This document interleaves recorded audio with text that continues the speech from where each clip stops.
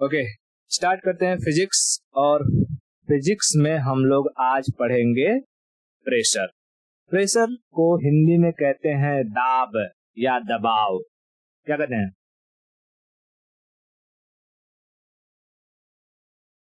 Pressure. Hindi में हम इसे कहेंगे दबाव। ठीक है, दबाव। देखो, प्रेशर सॉलिड, लिक्विड और गैस तीनों के द्वारा लगाया जाता है।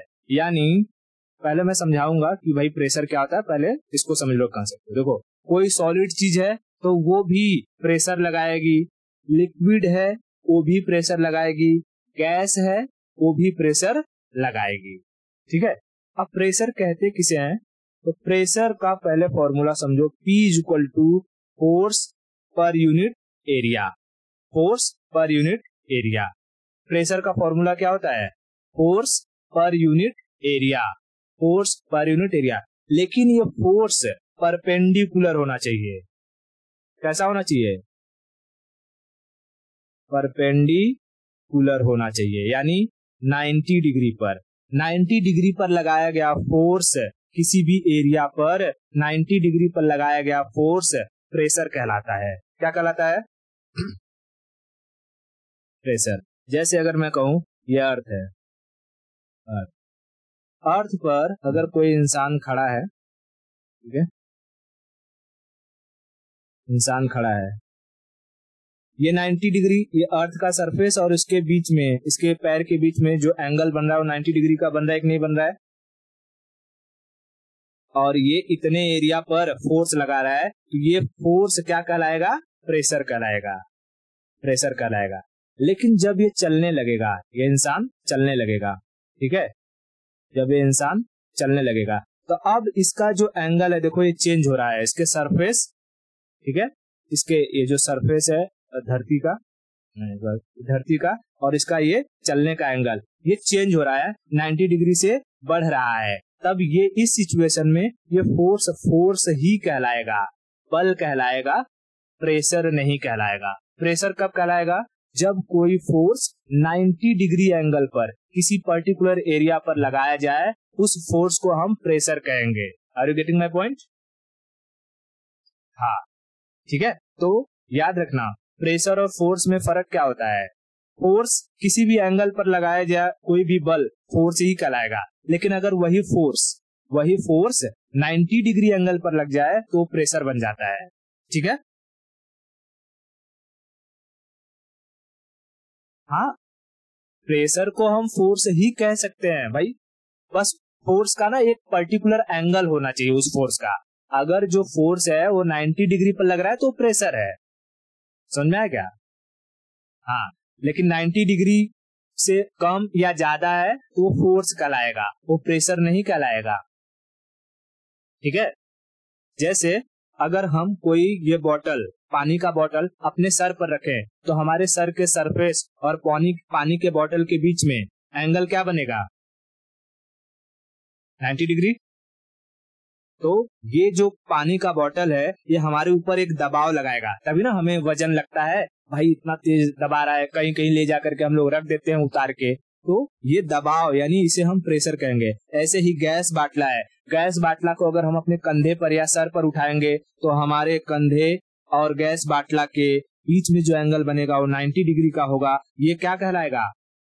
दबाव कहलाएगा, प्रेशर कहलाएगा। ठीक है, प्रेशर कहलाएगा। इतना समझ में आया क्या? तो बताओ, प्रेशर प्रेशर क्या सिर्फ सॉलिड के द्वारा लगाया जाता है या गैस और लिक्विड के द्वारा भी लगाया जाता है?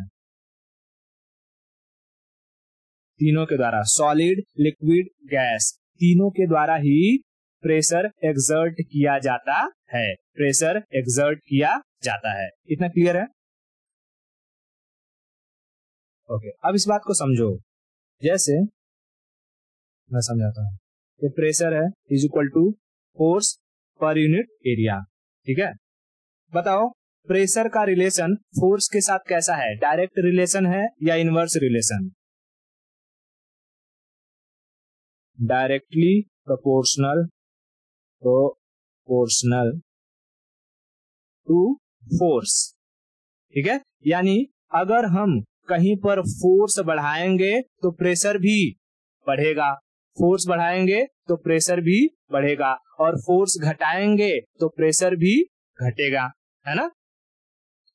अच्छा बताओ, इस प्रेशर का रिलेशन एरिया के साथ कैसा है, इनवर्स या डायरेक्ट?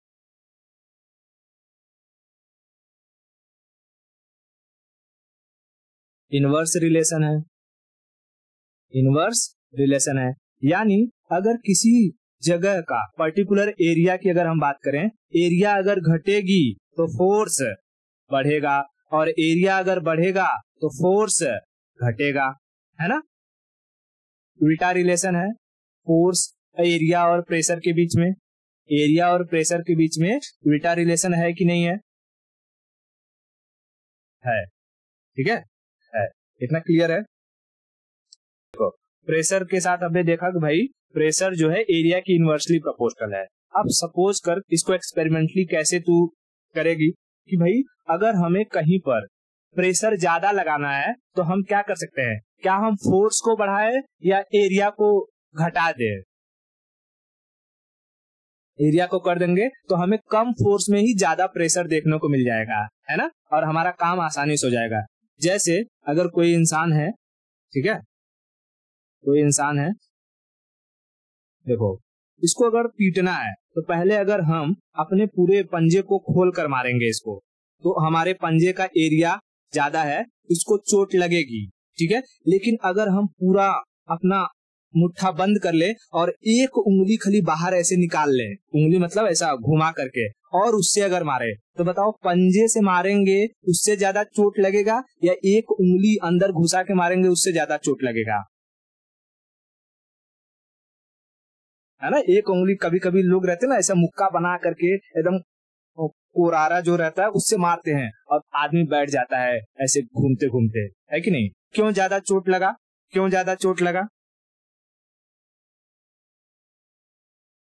हाँ, क्योंकि सेम जो है सेम फोर्स लगा, यहाँ पर भी जो पंजा ओपन था फोर्स यहाँ पर भी वही था, और पंजा जब बंद था यहाँ पर भी फोर्स था, बस यहाँ पर एरिया कम हो गया, और एरिया कम होने की वजह से प्रेशर ज्यादा लगा, जिसकी वजह से चोट ज्यादा लगा। समझ में आया? चोट ज्यादा लगा। तो किसी को अगर मारना है कम से कम फोर्स लगा करके लेकिन ज्यादा इम्पैक्ट आए तो क्या करना चाहिए, अपने हाथों के एरिया को कम कर लेना चाहिए। इसलिए तमाचा तमाचा मारने की जगह मुक्का बंद करके एक बार मार दो, दांत वात टूट जाएगा। समझ में आया क्या? अच्छा, एक बात बताओ, जैसे कि कोई इंसान है, वो शूज पहना है, ठीक है, आजकल तो लोग शूज पहनते हैं, कोई इंसान है वो शूज पहना है, ऐसा है, ठीक है, ये शूज है, इस शूज का देखो जो हील है इतना चौड़ा है, ठीक है, और एक शूज ऐसा है उसका हील ऐसा है। बताओ अगर ये पहला नंबर का शूज किसी इंसान के पैर की उंगली पर पड़े और दूसरे नंबर का शूज किसी इंसान के पैर की उंगली पर पड़े, और इस पर जो महिला है वो अगर 80 केजी की है, 80 केजी की, तो बताओ ज्यादा इम्पैक्ट कौन डालेगा, एक नंबर वाला या दो नंबर वाला? दो नंबर वाला। दो नंबर वाला अगर किसी के उंगली पर पैर पड़ गया उसकी उंगली कट के निकल जाएगी, लेकिन एक नंबर वाले में बचा रहेगा, सही सलामत रहेगा। बताओ क्यों? इसमें एरिया कम है, और वही 80 केजी का फोर्स यहाँ भी लग रहा है, 80 केजी का फोर्स यहाँ पर भी अप्लाई कर रहे हैं, लेकिन एरिया कम होने की वजह से प्रेशर ज्यादा हो जाएगा, प्रेशर ज्यादा हो जाएगा और इंसान की उंगली कटवट के निकल जाएगी। समझ में आया? ओके, अब ऐसे ही समझो कि अगर तुम जंगल में गए हो और कहीं तुम्हें ऐसा मार्सी लैंड मिल गया, दलदल वाला एरिया है, दिखाई दे रहा है, दलदल दलदल दलदल दलदल वाले एरिया में स्वैम्पी लैंड कहते हैं, स्वैम्प, ठीक है, स्वैम्प।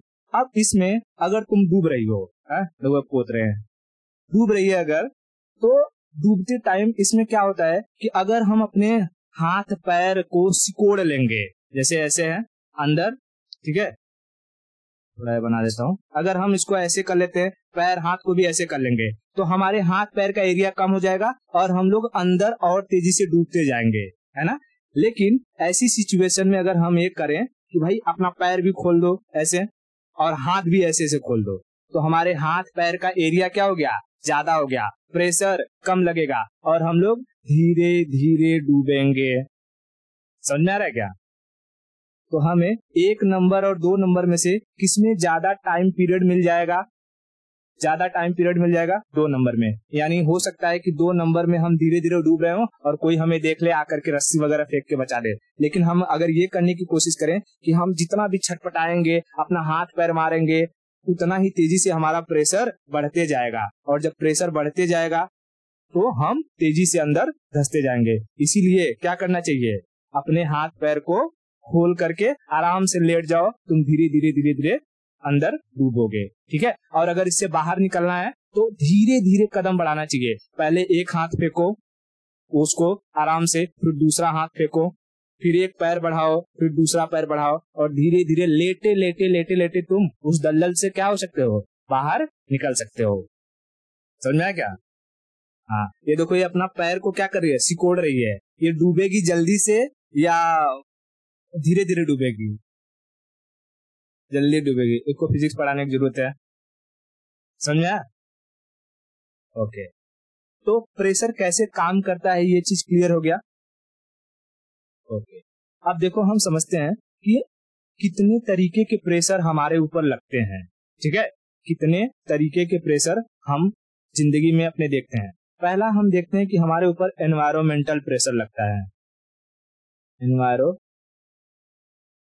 प्रेशर यानी एनवायरमेंट मतलब क्या, जो वातावरण है, वातावरण, इसका दबाव लगता है ना, इसका दबाव लगता है। फिर हम लोग देखते हैं कि जो बलून वगैरह हमारी आम जिंदगी में दिखाई देता है, बलून में भी प्रेशर होता है कि नहीं होता है।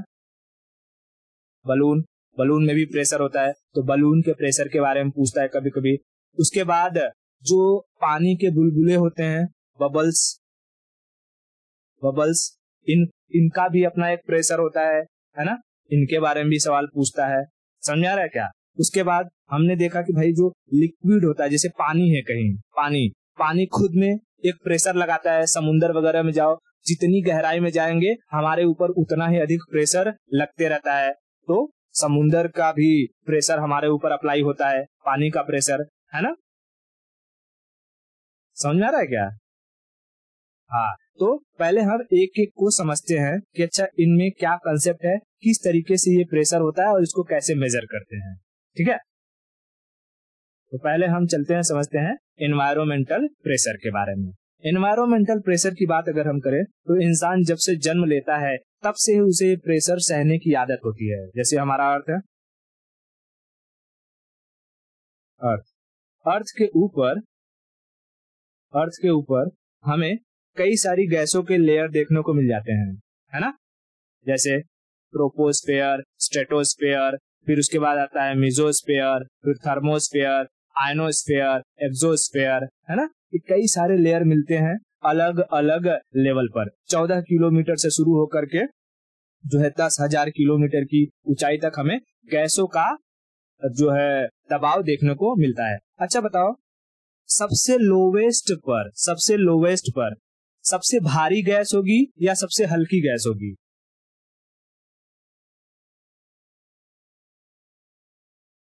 अच्छा, मतलब कि अगर मैं समुंदर में, जैसे पानी है, ठीक है, गिलास है, ग्लास में मैं एक कंकड़ फेंकूं और एक मुर्गी का पंख फेंकूं, तो नीचे कौन जाएगा। कंकड़ क्यों कंकड़ गया, मुर्गी का पंख क्यों नहीं गया। यानी गैसों में भी तो वही चीज होगा कि जो भारी गैसें होंगी वो नीचे रहेंगी और हल्की गैस ऊपर रहेंगी। सिंपल, समझ में आया क्या।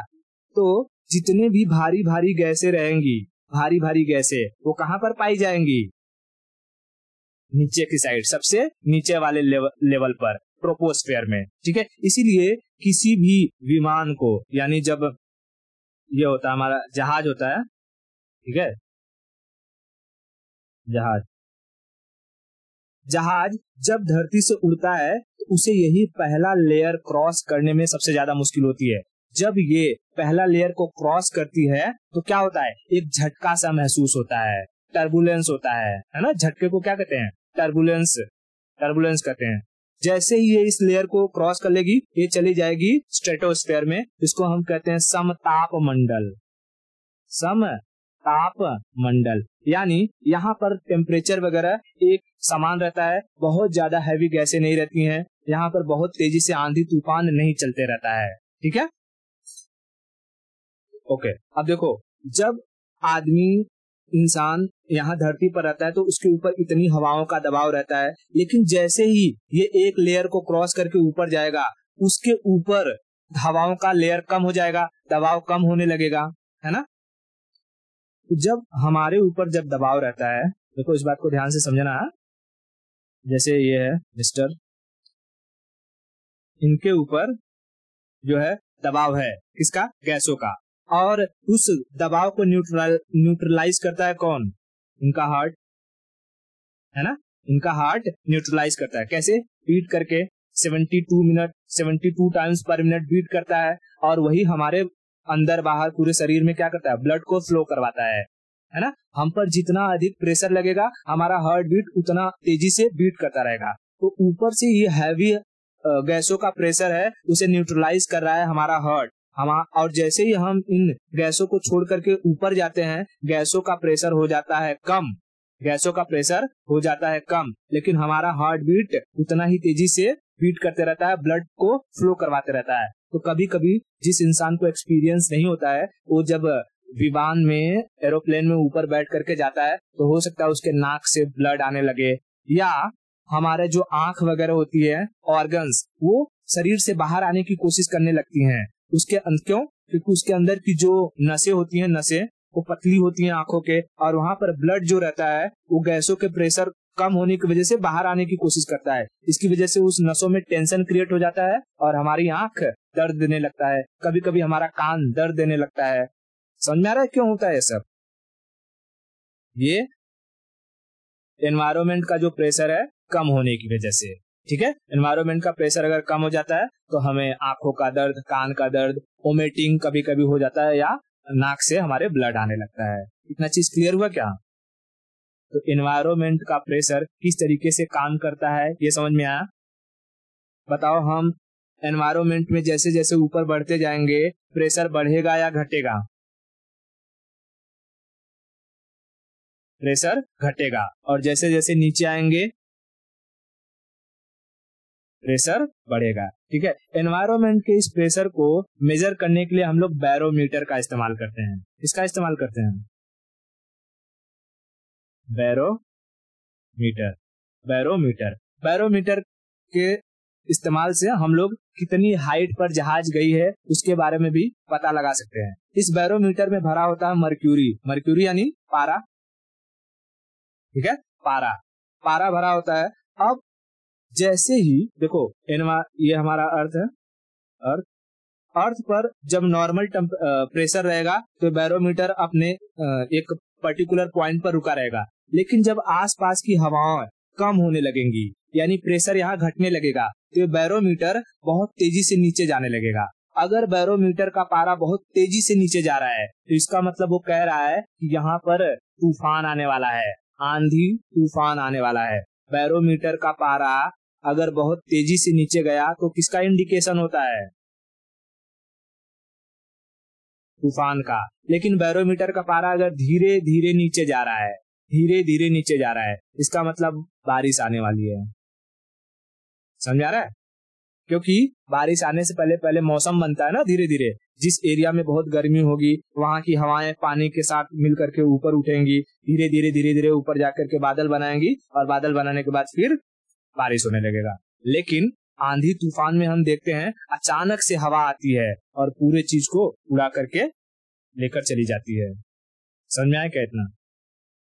ठीक है, तो एनवायरमेंटल प्रेशर किस तरीके से काम करता है इतना क्लियर है। बैरोमीटर सडन डाउन होता है तो इसका क्या मतलब है? सडन मतलब अचानक से तूफान आएगा, और स्लोली डाउन जा रहा है तो बारिश होगी। ठीक है, ओके, तो एनवायरमेंट समझ गए। अब हम चलते हैं, समझते हैं बलून के ऊपर। ठीक है, बलून देखा हुआ है ना। देखो, जब बलून हम नॉर्मल लेकर के आते हैं तो ये कुछ इस तरीके का रहता है। अंदर इसके जितना प्रेशर है उतना ही प्रेशर बाहर है, इसलिए बलून ऐसा पचका सा रहता है। ठीक है, अब हम लोग क्या करते हैं, मान लो कि बलून को फुलाना शुरू करेंगे तो इसके अंदर हम फूकेंगे, और जब फूकेंगे तो इसके अंदर का प्रेशर क्या होने लगेगा, बढ़ने लगेगा। इसके अंदर का प्रेशर बढ़ने लगेगा, और जब बढ़ने लगेगा तो ये बलून क्या होने लगेगा, फूलने लगेगा, है ना। बलून फूलने लगेगा, इतना समझ में आ रहा है। तो बलून फूलता है, जब बलून फूल जाता है, जब मैं बलून को अगर फुला दूंगा तो ऐसी सिचुएशन में बताओ अंदर का प्रेशर कम या ज्यादा, ज्यादा, और बाहर का प्रेशर कम, बाहर का प्रेशर कम, यानी इनर प्रेशर ज्यादा और outer pressure low, outer pressure low. अब सोचो, अगर इस बलून को हम लोग क्या करें, इस बलून को, जैसे ये है, ये बलून लेके टहल रही हैं, उसके बाद इनका मन किया कि मैं बलून को छोड़ देती हूँ। ठीक है, ये बलून को छोड़ देती हैं। अब ये बलून जैसे जैसे ऊपर जाने लगेगा, बताओ ऊपर जाते टाइम एनवायरमेंट का प्रेशर घटेगा या बढ़ेगा। ऊपर जाएंगे तो एनवायरमेंट का प्रेशर बढ़ेगा। जब हम लोग जहाज से ऊपर जा रहे थे, जहाज से, तो एनवायरमेंट का प्रेशर बढ़ रहा था कि घट रहा था। तो बलून बलून जाएगा, जब बलून ऊपर जाएगा तो एनवायरमेंट का प्रेशर बढ़ने लगेगा, घटने लगेगा ना। अब देखो, अंदर का प्रेशर तो वही है, अंदर का प्रेशर वही है, लेकिन बाहर का प्रेशर अब धीरे धीरे क्या हो रहा है, घटते जाएगा, घटते जाएगा। इसीलिए बलून जब एक पर्टिकुलर हाइट पर जाता है तो फट जाता है। क्यों फट जाता है, क्योंकि उसके अंदर का प्रेशर वही कांस्टेंट उसे हमेशा ढकेल रहा है, लेकिन बाहर का प्रेशर जो न्यूट्रलाइज कर रहा था, अब वो कम होने लगा, कम होने लगा, कम होने लगा। तो जैसे जैसे बाहर का प्रेशर कम होते रहेगा, आउटर प्रेशर, इनर प्रेशर इसको ढकेल के बलून को फाड़ देगा। तो पूछता है कि हाइट पर जाने पर बलून फट जाता है, क्यों।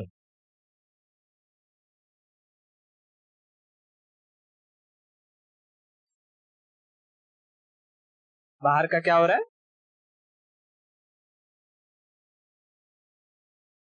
बाहर का प्रेशर घट रहा है। ठीक है, बाहर का प्रेशर घट, ठीक है। तो ये बलून वाला क्लियर हुआ। देखो भाई, बलून का कैसा है, कहां पर जाकर के बलून फटेगा, ये डाउट है अगर, तो जैसे ये अर्थ है, अर्थ के ऊपर अगर ट्रोपोस्फियर है, फिर स्ट्रेटोस्फियर, फिर मेसोस्फियर, तो जैसे ही ये बलून ट्रोपोस्फियर को क्रॉस करके ऊपर जाएगी, ऊपर का प्रेशर हो जाएगा कम, बलून के अंदर का प्रेशर वही रहेगा, उसे ढकेल करके ये अंदर वाला प्रेशर बलून को ब्लास्ट कर देगा। ठीक है, तो जैसे जैसे कोई भी ऑब्जेक्ट ट्रोपोस्फियर के ऊपर जाएगी, उस पर प्रेशर कम होते जाएगा, बाहर का, अंदर का प्रेशर सेम रहेगा, और अंदर का प्रेशर सेम होने की वजह से ये बलून ब्लास्ट कर जाएगा। अब समझ में आ गया। हाँ, ठीक है, ट्रोपोस्फियर को याद रखना, ये नहीं कि अभी अर्थ पर ही हूँ और ट्रोपोस्फियर पर ही नहीं, ट्रोपोस्फियर तक, यहाँ तक तो सेम प्रेशर लगेगा हमको। ठीक है, हवाओं का प्रेशर, दबाव सेम रहेगा, लेकिन जैसे ट्रोपोस्फियर को क्रॉस करेगा उसके ऊपर ये सब चालू हो जाएगा। इतना क्लियर। अच्छा ठीक है, अब ऐसे ही देखो, ये वाला देखा होगा कि लोग घूमने जाते हैं, है ना, बलून डोलची में बैठ करके, इसमें एकदम ऊपर ऊपर उड़ते रहते हैं। तो ये हर जगह तो करवाया नहीं जाता है, अलग अलग जगह पर वो पर्टिकुलर एरिया देखा जाता है। तो अच्छा देखो, इसमें ये आग मार रहे हैं, क्यों, ये बलून जो है आग से चलता है क्या, ये आग इसमें क्यों मार रहे हैं, क्या वजह होगी, कुछ दिमाग में आ रहा है कि ये आग क्यों जला रहे हैं यहाँ पे।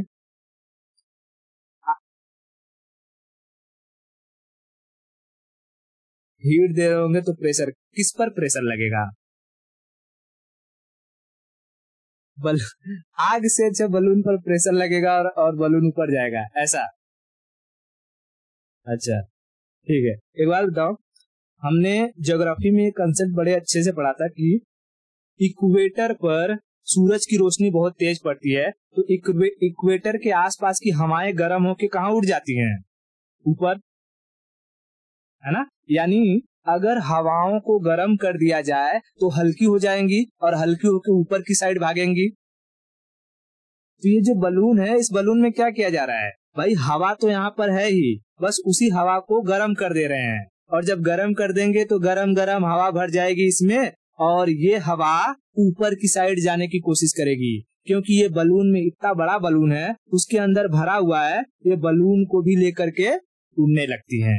और बलून में नीचे बांध देते हैं डोलची, ठीक है, और हमेशा कंटिन्यू ये इस हवा को गर्म करते रहते हैं, और हवाएं जो आसपास की ठंडी हवाएं हैं वो गर्म होकर इस बलून में जाती रहती हैं, और ये बलून उड़ता रहता है। अगर इस बलून को नीचे लाना है तो ये जो आग जलाए हैं, इस आग को बंद कर दो, जो हवाएं हैं वो ठंडी हो जाएंगी, और ठंडी होकर के अंदर घुसेंगी, तो ठंडी हवाएं हमेशा ऊपर से नीचे की साइड आती हैं, और ये बलून धीरे धीरे धीरे धीरे क्या होने लगेगा, नीचे आने लगेगा।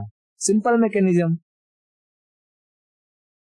समझ आ रहा है? तो क्या ये बलून जो है ये किसी मशीन से चल रहा है, हवा से चल रहा है, गर्म हवा से। बस उस गर्म हवा को चलाने के लिए तुम्हें फ्यूल खर्चा करना पड़ेगा उसमें जो है, ताकि वो उनके मॉलिक्यूल्स दूर दूर हो जाए और वो ऊपर की साइड जाने लगे। क्लियर हुआ क्या?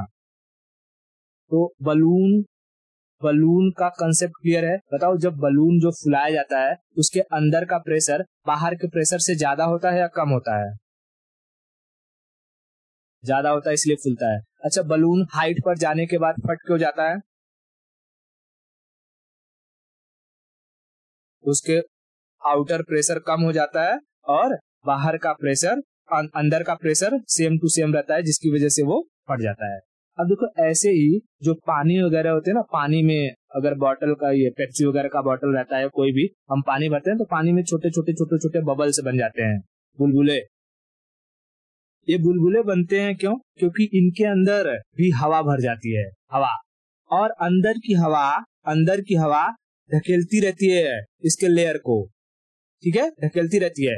अंदर का प्रेशर ज्यादा, बाहर का प्रेशर कम। समझ आ रहा है क्या? बाहर का प्रेशर कम। जितना बड़ा बबल उतना अधिक प्रेशर, जितना बड़ा बबल उतना अधिक प्रेशर, और जितना छोटा बबल उतना कम प्रेशर। तो एक बात बताओ, इन बड़े और छोटे बबल्स में से अगर मौका मिलेगा तो सबसे पहले बाहर कौन आएगा, बड़ा बबल या छोटा बबल? छोटा क्यों आएगा भाई? उसमें तो प्रेशर बहुत कम है, जिसके पास प्रेशर अधिक रहेगा वो बाहर आएगा ना। छोटा है तो जल्दी आएगा नहीं। इसको एक्सपेरिमेंट करके देखना, जब किसी ग्लास में निकाल लेना, ऐसे ग्लास रहेगा, जब उसमें पेप्सी डालना, कुछ भी कांच का ग्लास रहे तो और अच्छा रहे, उसमें दिखेगा, पेप्सी डालना, तो इधर इधर इधर इधर देखना, वो सब बबल छोटे छोटे बन जाएंगे, और बड़े बड़े जो बबल्स रहेंगे वो इधर बनेंगे। तो बड़े बबल्स पहले बुड़ुक करके ऊपर आएंगे सब, ठीक है, और जब बड़े ऊपर जाते रहेंगे तो छोटे इसी साइड से चिपके रहते हैं। ये लोग समझ नहीं पाते हैं कि अभी हमको बाहर जाना है कि नहीं जाना है। क्यों? क्योंकि इनके ऊपर से प्रेशर अधिक लग रहा होता है, और जो बड़े बबल्स हैं ये ऊपर के प्रेशर को कम कर देते हैं, मतलब कि अंदर का प्रेशर इनके ज्यादा होता है बाहर से, और ये बाहर की साइड निकल जाते हैं। और जब कभी भी हम लोग बॉटल को, जैसे बॉटल है, मैं यहाँ करता हूँ, ये अगर बॉटल है, बॉटल को जब हम ऐसे टेढ़ा करते हैं और पानी थोड़ा ऐसे कम होता है एक साइड में, तो इधर इधर का प्रेशर कम दिखाई देता है और छोटे बबल भी बाहर निकल जाते हैं। समझा है क्या? देखा है ना? हाँ, तो याद रखना, जो बबल है, बबल के अंदर का pressure same to same balloon की तरह ही काम करता है। बड़ा, अच्छा बताओ, बड़े बबल में ज्यादा प्रेशर होगा या छोटे बबल में? बड़े बबल में ज्यादा प्रेशर। तो बड़ा बबल बाहर आएगा पहले या छोटा बबल? बड़ा बबल, बड़ा बबल। इतना क्लियर हो गया? अब हम समझते हैं कि पानी का प्रेशर कैसे लगता है। देखो, ये जो मैंने एक फॉर्मूला बताया कि pressure is equal to force per unit area, pressure is equal to force per unit area, ये था सॉलिड के लिए, ठीक है, सॉलिड के लिए प्रेशर का फॉर्मूला, सॉलिड के लिए प्रेशर का फॉर्मूला। लेकिन लिक्विड के लिए प्रेशर का फॉर्मूला होता है pressure is equal to height, density और ग्रेविटी। ठीक है, height, D for density, density और ग्रेविटी, ग्रेविटी, ठीक है, ग्रेविटी। इसका मतलब कि अगर हम समुद्र को देखेंगे तो समुद्र के ऊपरी सतह, मान लो ये पूरा समुद्र है, यहाँ से लेके यहाँ तक, ठीक है, गहराई तक, ऊपरी सतह में अगर हम रहेंगे तो ऊपर हमें प्रेशर कम लगेगा, और जैसे जैसे नीचे जाते जाएंगे, यानी हाइट, हाइट को समझ लो डेप्थ है, ठीक है, डेप्थ है, जैसे जैसे नीचे जाते जाएंगे प्रेशर क्या होते जाएगा, बढ़ते जाएगा, प्रेशर बढ़ते जाएगा। समझ में आया? अच्छा, नहीं समझ में आया? अच्छा, देख, एक काम करना, पहले अपने हाथ में ना एक गिलास पानी लेना, ठीक है, एक गिलास पानी लेना, उसको सर पे रखना और महसूस करना कि कितना दबाव लग रहा है। उसके बाद एक लोटा पानी लेना, उसको सर पे रखना। उसके बाद एक बाल्टी पानी लेना, उसको सर पे रखना। उसके बाद एक ड्रम पानी लेना, उसको सर पे रखना। बता किसका प्रेशर सबसे ज्यादा महसूस होगा? ड्रम वाले का। तो ऐसे ही सोच, हम जब ऊपर हैं, मतलब ये लेयर के ऊपर है, यहाँ पर तो हमारे ऊपर इतना ही पानी का दबाव है, समझ ले, ये एक गिलास है। उसके बाद जैसे हम नीचे गए तो इतना पानी का दबाव आ गया, लोटा हो गया, और नीचे गए बाल्टी हो गया, और नीचे गए ड्रम हो गया। समझ में आ रहा है क्या? अब क्लियर हुआ? हाँ, तो हम जितनी गहराई में जाते जाएंगे उतना ही प्रेशर पानी का बढ़ता जाएगा, ठीक है, उतना ही प्रेशर पानी का बढ़ता जाएगा। इससे अगर पानी के प्रेशर को समझने के लिए कोई मूवी देखनी रहेगी ना, तो एक मूवी है अनलिमिटेड, या पता नहीं, मुझे अभी वो एग्जैक्ट नाम नहीं याद रहा, बट